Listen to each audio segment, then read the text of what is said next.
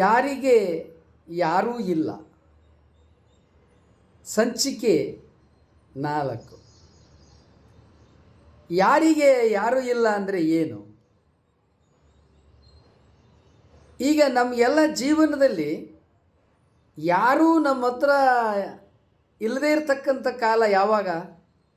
ಕಷ್ಟದ ದಿನಗಳು ಬಂದಾಗ, ಕೆಟ್ಟ ದಿನಗಳು ಬಂದಾಗ, ಆರ್ಥಿಕವಾಗಿ ಬಡತನ ದುಸ್ಥಿತಿ ಬಂದಾಗ, ಕೆಲಸ ಇಲ್ಲದೇ ಇದ್ದಾಗ, ಹೀಗೆ ಅನೇಕ ಕಾರಣಗಳು, ಹಾಸಿಗೆ ಹಿಡಿದಾಗ, ರೋಗ ಬಂದಾಗ, ಮುಪ್ಪಿನ ವಯಸ್ಸು ಬಂದಾಗ, ಯೌವನ ಕಳೆದುಕೊಂಡಾಗ, ಈಗ ಅನೇಕ ಯಾರಿಗೆ ಯಾರೂ ಇಲ್ಲ ಎಂಬುದಾಗಿ ಹೇಳಿದರೆ ಪ್ರತಿಯೊಬ್ಬರ ಜೀವನದಲ್ಲಿ ಸಂಕಷ್ಟಗಳು ದುಃಖಗಳು ಅನೇಕ ಪರಿಯಲ್ಲಿ ಬರ್ತವೆ. ಆವಾಗ ಅವ್ರ ಹತ್ರ ಯಾರೂ ಇರೋದಿಲ್ಲ. ಇದುವರೆಗೆ ಯಾರೋ ವಿಡಿಯೋವನ್ನು ನೋಡ್ತಾ ಇದ್ದೀರಿ, ಕೂಡಲೇ ಸಬ್ಸ್ಕ್ರೈಬ್ ಮಾಡಿ, ಬೆಲ್ ಬಟನನ್ನು ಒತ್ತಿ, ಲೈಕ್ ಇದೆ ಲೈಕನ್ನು ಒತ್ತಿ, ಶೇರ್ ಮಾಡಿ. ನಿಮ್ಮ ವಾಟ್ಸಪ್ಪಲ್ಲಿ ಅನೇಕ ನಂಬರ್ಸ್ಗಳಿರುತ್ತೆ, ಕನಿಷ್ಠ 20ರಿಂದ 30 ಜನಕ್ಕೆ ಈ ವಿಡಿಯೋಗಳನ್ನು ಶೇರ್ ಮಾಡಿ. ಮನುಷ್ಯನಿಗೆ ಯಾರೂ ಇಲ್ಲದೇ ಇರತಕ್ಕಂಥ ಕಾಲ. ನಿಮ್ಮ ಜೊತೆಗೆ ನಾವಿದ್ದೀವಿ, ಹೆದರಬೇಡಿ ಅಂಥೇಳಿ ನಮ್ಮ ಕಷ್ಟಕಾಲಕ್ಕೆ ಯಾರಾದರೂ ಸಹಾಯಕ್ಕೆ ಜೀವನದಲ್ಲಿ ಬರೋದುಂಟಾ? ಉಂಟು. ಯಾರೋ? ವಿಶ್ವಶಕ್ತಿ ಪರಮಾತ್ಮ. ಎಲ್ಲರೂ ನಮ್ಮನ್ನು ಕೈಬಿಟ್ಟಂಥ ಕಾಲದಲ್ಲಿ ನಮ್ಮನ್ನು ಕಾಪಾಡಲಿಕ್ಕೆ ಯಾವ ವಿಶ್ವಶಕ್ತಿ, ಯಾವ ಪರಮಾತ್ಮ ನಮ್ಮನ್ನು ಈ ಭೂಲೋಕಕ್ಕೆ ಮನುಷ್ಯ ರೂಪದಲ್ಲಿ ಅಥವಾ ಸಚರಾಚರ ರೂಪದಲ್ಲಿ ಸಕಲ ಜೀವಜಾಲವನ್ನು ತಂದಿದ್ದಾನೋ ಅವರನ್ನೆಲ್ಲ ಕಾಪಾಡುವುದಕ್ಕೆ ಆ ಪರಮಾತ್ಮನೇ ರಕ್ಷಣೆಗೆ ನಿಲ್ತಾನೆ. ಅನೇಕ ರೂಪದಲ್ಲಿ ಅವನು ಬಂದು ಕಾಪಾಡ್ತಾನೆ. ಉದಾಹರಣೆಗೆ ಸತ್ಯ ಹರಿಶ್ಚಂದ್ರ ಮಹಾರಾಜನೇ ತಗೊಳ್ರಪ್ಪ. ಅವನು ಸತ್ಯಸಂಧ, ಸುಭಿಕ್ಷವಾಗಿ ರಾಜ್ಯಭಾರ ಮಾಡ್ತಾ ಇದ್ದ. ಕೆಟ್ಟ ರಾಜರಾಗೆ ಯಾರ ಮೇಲೆ ದುರಾಚಾರ ದೌರ್ಜನ್ಯ ಹಿಂಸೆ ಮಾಡಿಲ್ಲ. ಯಾವ ಪ್ರಜೆಗಳು ಅವನ ವಿರುದ್ಧ ದೂರು ಕೊಡ್ತಾ ಇರಲಿಲ್ಲ. ಸುಭಿಕ್ಷದಿಂದ ರಾಜ್ಯಭಾರ ಮಾಡ್ತಾ ಇದ್ದಾನೆ. ತಾನು ಒಳ್ಳೆಯವನಿದ್ದಾನೆ, ಏಕಪತ್ನಿ ವ್ರತಸ್ಥ. ಅನೇಕ ಹೆಣ್ಣುಗಳನ್ನು ಅವನೇನು ಲಗ್ನ ಮಾಡ್ಕೊಂಡಿಲ್ಲ. ಅವನಲ್ಲಿ ಯಾವುದೇ ಕೆಟ್ಟ ನಡವಳಿಕೆ, ಕೆಟ್ಟ ಆಚಾರ ವಿಚಾರ ಯಾವುದೂ ಇಲ್ಲ. ಕೆಟ್ಟದ್ದು ಸದಾಚಾರ, ಸದ್ಭಕ್ತಿ, ಗುರು ಹಿರಿಯರಲ್ಲಿ ಭಕ್ತಿ ಎಲ್ಲವೂ ಇದೆ. ಮತ್ತು ರಾಜ್ಯಾಡಳಿತವನ್ನು ಸುಭಿಕ್ಷದಿಂದ ರಾಜ್ಯಭಾರ ಮಾಡ್ತಾ ಇದ್ದಾನೆ. ಅಲ್ಲದೆ ಆಗ ಜನ ಒಪ್ಪುವಂತೆ ಅವನು ಇಕ್ಷ್ವಾಕು ವಂಶದಲ್ಲಿ, ಅಂದ್ರೇನು, ಸೂರ್ಯಪುತ್ರ, ಸೂರ್ಯ ಕುಲದಲ್ಲಿ ಹುಟ್ಟಿದಂಥವನು. ಹೀಗಾಗಿ ಎಂಥ ಉತ್ತಮ ಕುಲ ಸಂಜಾತ, ಸನ್ನಡತೆ, ವಿದ್ಯಾ ವಿನಯ ಸಂಪನ್ನ, ಸುಭಿಕ್ಷದಿಂದ ರಾಜ್ಯಭಾರ ಮಾಡ್ತಾ ಇದ್ದಾನೆ. ಎಂಥ ಸತ್ಯ ಹರಿಶ್ಚಂದ್ರ ಮಹಾರಾಜನಿಗೂ ಕೂಡ ಕೆಟ್ಟ ದಿನಗಳು ಬಂದ್ಬಿಟ್ವಲ್ಲಪ್ಪ. ಅಲ್ರಿ, ಒಳ್ಳೆಯವರಾದವ್ರಿಗೂ ಕೆಟ್ಟ ದಿನಗಳು ಬರ್ತವ. ಅವನು ಸತ್ಯ ಹೇಳಿ ಸತ್ಯದಲ್ಲಿ ನಡ್ಕೊಳ್ಳೋದ ಕಷ್ಟವ. ಇಂಥವನ ಮೇಲೆ ವಿಶ್ವಾಮಿತ್ರನ ವಕ್ರದೃಷ್ಟಿ ಯಾಕಪ್ಪ ಬಿತ್ತು? ಏನು ಹೇಳ್ತೀರಿ? ಹಿಂಗೆ ಕಣ್ರಿ, ಜೀವನದಾಗ ಮನುಷ್ಯರಿಗೆ ಜೀವನ ಸಂಸಾರ ಸರಳಿತ ನಡ್ಕೊಂಡು ಹೋಗ್ತಿರ್ತದೆ. ಆ ಕಾಲಕ್ಕೆ ಯಾರ ಕೆಟ್ಟ ದೃಷ್ಟಿ ಸಂಸಾರದ ಮೇಲೆ, ಮನುಷ್ಯನ ಬದುಕಿನ ಮೇಲೆ, ಜೀವನದಲ್ಲಿ ಬೀಳ್ತದೋ ಗೊತ್ತಿಲ್ಲ. ಹಾಗೆ ವಿಶ್ವಾಮಿತ್ರನ ಕೆಟ್ಟ ದೃಷ್ಟಿ ಅವನ ಮೇಲೆ ಬಿದ್ದವನೇನು ಮಾಡ್ದ? ಅವನನ್ನು ಪರೀಕ್ಷೆ ಮಾಡಲಿಕ್ಕೆ ಬಂದಂಥ ಎಲ್ಲ ಕಥೆಗಳು ಗೊತ್ತಿದೆ. ಅನೇಕ ರೀತಿಯಲ್ಲಿ ಅವನು ಪರೀಕ್ಷೆಯನ್ನು ಮಾಡ್ತಾನೆ ಜೀವನದಲ್ಲಿ. ಅಲ್ರಿ, ಎಲ್ಲರೂ ಎಲ್ಲ ಕಾಲದಲ್ಲಿ ಫಸ್ಟ್ ರ್ಯಾಂಕ್ ಬರೋಕ್ಕಾಗತ್ತಾ? ಎಲ್ಲರೂ ಬಂದುಬಿಡ್ತಾರ. ಫಸ್ಟ್ ರ್ಯಾಂಕ್ ಬಂದವರು ಇನ್ನೊಮ್ಮೆ ಪರೀಕ್ಷೆಯಲ್ಲಿ ಫಸ್ಟ್ ರ್ಯಾಂಕ್ ಬರ್ತಾರ? ಅವೆಲ್ಲ ಆಕಸ್ಮಿಕಗಳು. ಜೀವನದಲ್ಲಿ ಎಲ್ಲವೂ ಒಮ್ಮೆಲೆ ನಡೀತದ, ಸರಳಿತ ಸುಲಲಿತ ಅಂತ ಹೇಳಕ್ಕೆ ಬರೋದಿಲ್ಲ. ಅಲ್ರಿ, ಅವನು ಏಕಪತ್ನಿ ವ್ರತಸ್ಥನಾದದ್ದಿತ್ತಪ್ಪ. ಚಂದ್ರಮತಿ ದೇವಿಯೊಂದಿಗೆ, ಲೋಹಿತಾಶ್ವನೊಂದಿಗೆ ಒಂದು ಒಳ್ಳೆಯ ಜೀವನವನ್ನು ಬದುಕೋದೇ ತಪ್ಪ. ಸುಭಿಕ್ಷದಿಂದ ರಾಜ್ಯಭಾರ ಮಾಡೋದೇ ತಪ್ಪ. ಎಂಥ ಸತ್ಯ ಹರಿಶ್ಚಂದ್ರ ಮಹಾರಾಜನಿಗೆ ಅನೇಕ ಹೆಣ್ಣುಗಳು ಬರ್ತಾರೆ. ಒಂದಲ್ಲ, ಎರಡಲ್ಲ, ಮೂರಲ್ಲ, 4 ಜನ ಸುಂದರಿಯರು ನನ್ನ ಲಗ್ನ ಮಾಡ್ಕೊ ಅಂತ. ಇವರನ್ನು ಕೃತಕವಾಗಿ ವಿಶ್ವಾಮಿತ್ರ ಸೃಷ್ಟಿ ಮಾಡಿದ್ದಾನೆ. ಅದು ಬ್ರಹ್ಮ ಸೃಷ್ಟಿ ಅಲ್ಲ, ಅದು ವಿಶ್ವಾಮಿತ್ರ ಸೃಷ್ಟಿ. ವಿಶ್ವಾಮಿತ್ರ ಸೃಷ್ಟಿ ಏನದ? ಕೆಡುಕಿನ ಆಲೋಚನೆ ಅದ. ಅದಕ್ಕಾಗಿ ಅವರು ದುಷ್ಟ ಕನ್ಯೆಯರು. ವಿಶ್ವಾಮಿತ್ರನು ಕೃತಕವಾಗಿ ಏನು ಸೃಷ್ಟಿಸಿದ್ದಾನೆ, ಅವರು ಕೆಟ್ಟ ಆಲೋಚನೆ, ಕೆಟ್ಟ ವಿಚಾರ, ಪ್ರಲೋಭನೆಗಳನ್ನು ಒಳಪಡಿಸ್ತಕ್ಕಂಥ ದುರ್ಭಾವ ವಿಶ್ವಾಮಿತ್ರನಲ್ಲಿ ಇದ್ದದ್ದರಿಂದ ಆ ದುರ್ಭಾವದಲ್ಲಿ ಜನಿಸಿದ ಕಾರಣವಾಗಿ ಅವರು ದುರ್ಭಾವದ ಸ್ತ್ರೀಯರು, ದುರ್ಭಾವದ ಕನ್ಯೆಯರು. ಅಂಥವರು ಸತ್ಯ ಹರಿಶ್ಚಂದ್ರ ಮಹಾರಾಜನಲ್ಲಿ ಬಂದು ಪ್ರಲೋಭನೆಯನ್ನು ಒಡ್ತಾ ಇದ್ದಾರೆ, ನಮ್ಮನ್ನು ಲಗ್ನ ಮಾಡ್ಕೋ ಅಂತ. ಇಲ್ಲ, ನಾನು ಲಗ್ನ ಮಾಡ್ಕೊಳ್ಳಲ್ಲ, ನನಗೆ ನನ್ನ ಪತ್ನಿ ಇದ್ದಾಳೆ ಚಂದ್ರಮತಿ ಅಂತ ಹೇಳ್ತಾನೆ. ಆದರೆ ಅವ್ರು ಬಿಡಲ್ಲ. ಯಾಕೆ? ವಿಶ್ವಾಮಿತ್ರನ ವಕ್ಕ ದೃಷ್ಟಿ ಬಿದ್ದದ. ಅದಕ್ಕೇನು ಮಾಡ್ತಾರೆ? ಪ್ರಲೋಭನೆಗೆ ಹಾಡ್ತಾರೆ, ನೃತ್ಯ ಮಾಡ್ತಾರೆ, ಒಲಿಸ್ತಾರೆ, ಎಲ್ಲ ಮಾಡ್ತಾರೆ. ಅವನು ತನ್ನ ಕೊರಳಲ್ಲಿದ್ದಂಥ ರತ್ನಹಾರವನ್ನು ಅವರಿಗೆಲ್ಲ ಸನ್ಮಾನ ಗೌರವವಾಗಿ ಕೊಡ್ತಾನೆ. ರಾಜರು ಯಾವ ರೀತಿ ಕೊಡ್ತಾರೆ ಹಾಗೆ. ಅದು ಬೇಡ. ಅವರೇನು ಹೇಳ್ತಾರೆ? ನಿನ್ನ ತುಟಿ ಮುತ್ತನ್ನು ನಮಗೆ ಕೊಡು ಅಂತ ಕೇಳ್ತಾರೆ. ನೋಡ್ರಿ ಹೆಂಗೈತಿ ಯೌವನದ ಹುಡುಗಿಯರು, ಚೆಲುವಿಯರು, ಸುಂದರಿಯರು ನಿನ್ನ ತುಟಿಯ ಮುತ್ತು ನಮಗೆಲ್ಲ ಕೊಡು, ನಮ್ಮನ್ನು ಒಪ್ಕೋ ಅಂತಾರೆ.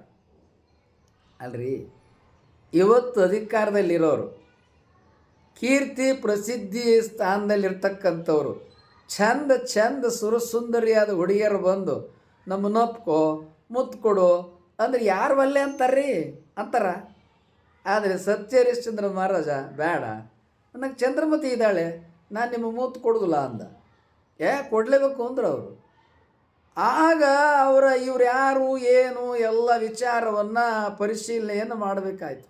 ಯಾಕಂದರೆ ಒಬ್ಬ ಸತ್ಯಸಂಧನಾಗಿ ರಾಜ್ಯಭಾರ ಮಾಡ್ತಾ ಕರತಕ್ಕಂಥವನಿಗೆ ಚಕ್ರವರ್ತಿ ಆಜ್ಞೆಯನ್ನು ಉಲ್ಲಂಘಿಸಿ ಲಗ್ನ ಮಾಡ್ಕೋ ಅಂತೇಳಿ ಪ್ರಲೋಭನೆ ಮಾಡ್ತಾರೆ ಅಂದರೆ ಇವ್ರು ಯಾರು? ಇವ್ರು ಎಲ್ಲಿಂದ ಬಂದಾರೆ? ಹಿಂಗೆ ಚಕ್ರವರ್ತಿಗೆ ಅಂಜದೆ ಕೇಳ್ತಾರೆ ಯಾಕೆ? ಆಗ ಪರಿಶೀಲನೆ ಮಾಡಿದಾಗ ವಿಶ್ವಾಮಿತ್ರನ ಕೋಪ ಮತ್ತು ದ್ವೇಷ, ಅವನಲ್ಲಿ ಏನದ ರಾಗದ್ವೇಷಗಳಿದೆ.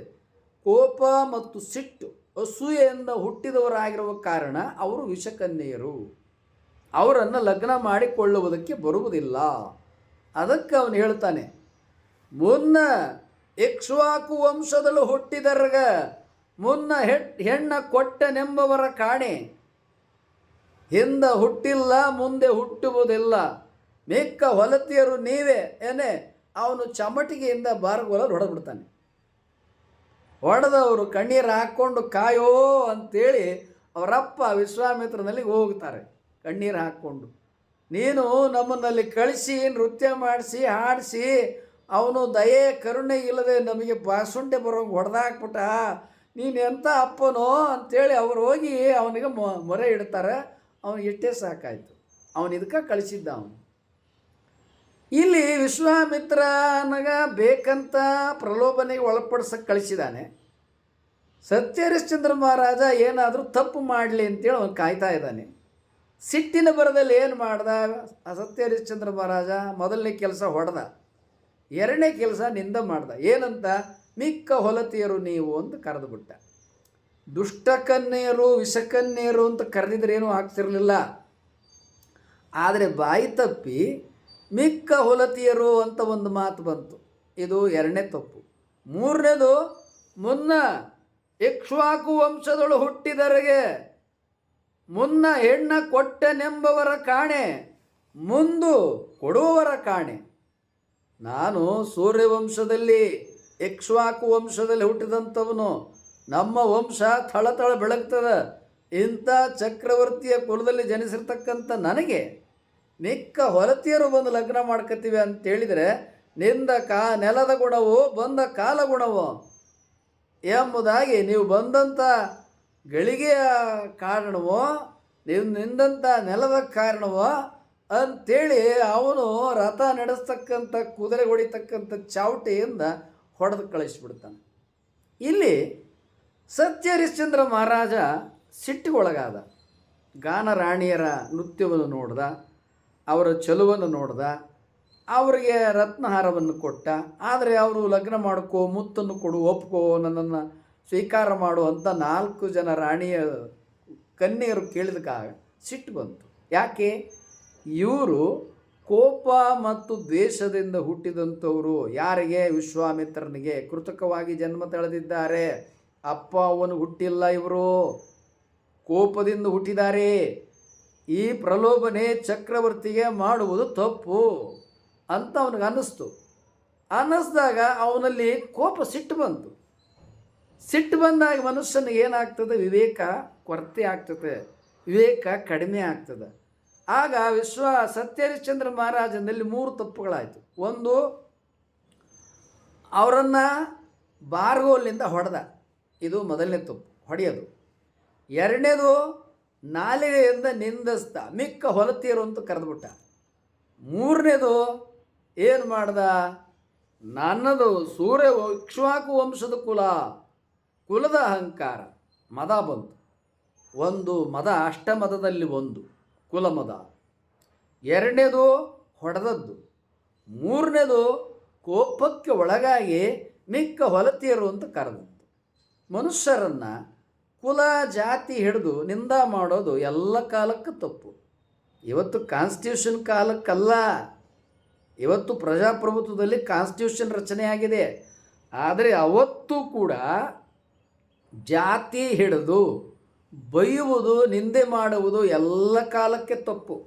ಅದನ್ನು ನಿರ್ಧಾರ ಮಾಡೋದು ಯಾವುದೋ ವಿಶ್ವಶಕ್ತಿ ಪರಮಾತ್ಮ. ಅವನು ಯಾರನ್ನು ಹೊಲತೀರು ಅಂತ ಕರೆದ, ಅದಕ್ಕೆ ಅವನಿಗೆ ಒಲೆಯನಿಗಿಂತೂ ಕೀಳಾಗಿರ್ತಕ್ಕಂಥ ಚಂಡಾಲನಲ್ಲಿ ಮಾರಾಟ ಮಾಡಿಕೊಂಡು ಸ್ಮಶಾನದಲ್ಲಿ ಬದುಕಬೇಕಾದಂಥ ಗತಿ ಬಂತು. ಯಾಕೆ? ಒಂದು, ನಂದು ಸೂರ್ಯವಂಶದ ಕುಲ ಅಂದದ್ದಕ್ಕೆ. ಎರಡನೇದು, ನೀವು ಹೊಲತೀಯರು ಅಂತ ಕರೆದದ್ದಕ್ಕೆ. ಮೂರನೇದು, ಬಾರ್ಗೋಲಿಂದ ಹೊಡೆದದ್ದಕ್ಕೆ. ಈ 3 ತಪ್ಪುಗಳು ಸತ್ಯಹರಿಶ್ಚಂದ್ರ ಮಹಾರಾಜನಿಂದ ಯಾಕಾಯಿತು? ಕೋಪದಿಂದ ಆಯಿತು. ತಿಳ್ಕೊಳ್ಳಿ, ಕೋಪ ಎಂಬುದು ಅನರ್ಥ ಸಾಧನಂ.